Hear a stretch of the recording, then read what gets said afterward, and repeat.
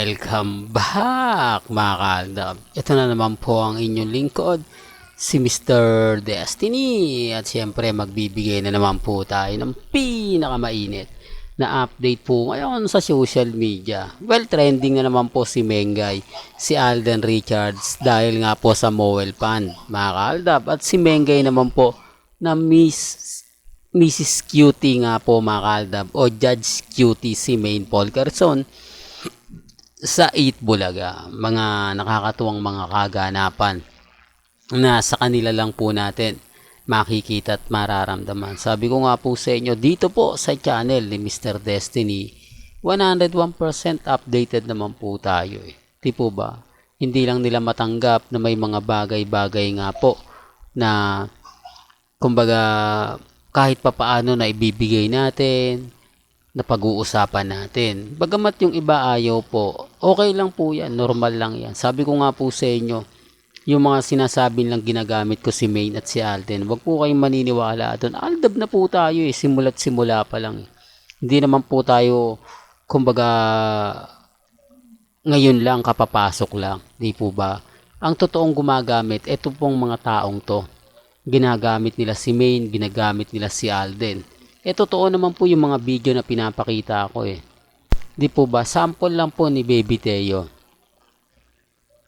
Kung hindi po yun anak ni Mengay, anak ni Alden, sinong bata yun? Di po ba? Wala naman po lumabas na inangkin yung bata na yun May lumabas ba na video na ito po yung batang karga-karga ni Maine Polkerson na anak ko po? Di po ba? Okay, sana maniniwala po tayo kung sakaling na andun din po siya sa punto na yon. At bakit pinagbabawalan ni Nanay Dab kumuha ng mga video at picture? Para lang klaro. Di po ba? Tapos isang video lang po yung kumalat. Ibig sabihin isang video lang po talaga yung nakalusot. Di po ba? Kaya nga po sinasabi ko lang po ito para lang po klaro. Siguro sa tamang panahon maglalabasan yon. Sa tamang panahon may papakita po yon. Di po ba?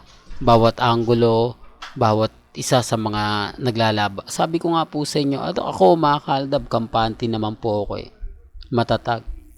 Di po ba? Tapos sasabihin nila, puro fake news daw po yung sinasabi ko. Hindi daw po totoo yung mga sinasabi ko. Wala naman pong problema Di po ba? Ang sa akin lang naman po, kung ano lang po yung latest, kung ano lang po yung trending, doon lang po tayo. Sa mga nagsasabi na, nako Mr. Destiny, fake news ka, walang katotohanan yung mga binabalita mo, walang katotohanan yung mga sinasabi mo, okay lang po yun. Di po ba? Bagamat marami nagsasabi na, nako ganto, nako ganon, nako ganyan. Di po ba? Basta ako, relax lang. Kampante lang. Di po ba? Basta sabihin nyo lang yung pinaka ganito ganyan, sabihin nyo lang yung mga kaganapan, sa mga nagpapakalat ng mga fake news, sa mga nagpapakalat ng ganito. Basta tayo mga kaaldab, masaya lang po ako. Di po ba? Bago natin ibigay itong maganda pang video na to, na talaga naman pong kagigiliwan at talagang marami na naman magre-react. Kung bago ka lang sa channel na to, at isa kang true-blooded Aldab Nation na nagmamahal po kila Mengay at Isoy, tama po ang channel na pinuntahan mo, kaya consider na po kitang bagong subscriber. At huwag mong kalimutang i-share ang mga video po natin sa mga mami, sa mga titas, at sa mga senyor. Itong video na to na pinanood nyo kanina lang, ebidensya at resibo.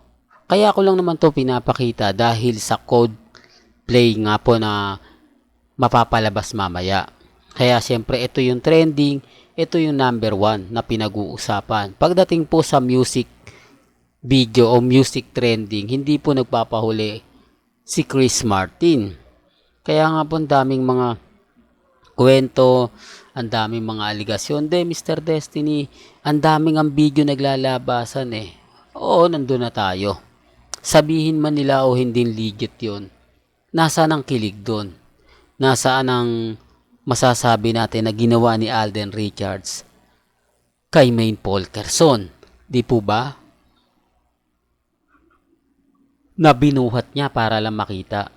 At si Mengay naman po, di po ba? Kaya nga sinasabi ko lang po ito sa mga nagsasabi na hindi totoo yung mga sinasabi ko, hindi totoo yung mga pinapaliwanag ko. Dito pa lang panalo na po ako eh.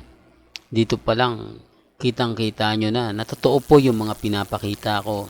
Totoo po yung mga pinanonood ko sa inyo. At hindi ito edited lang. Hindi ko po ito minagic, kumbaga totoong naganap at totoong nangyari. Hindi na natin kailangan pang pagpakita ng mga resibo.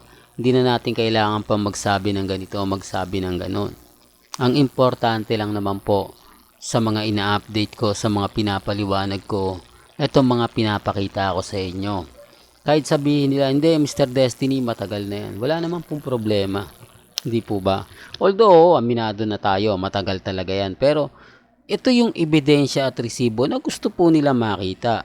Ebidensya at resibo na hindi gagawin ng isang lalaki sa isang babae. At ito yung date nila Alden Richards ng kauna-unahan po sa Coldplay. Di po ba?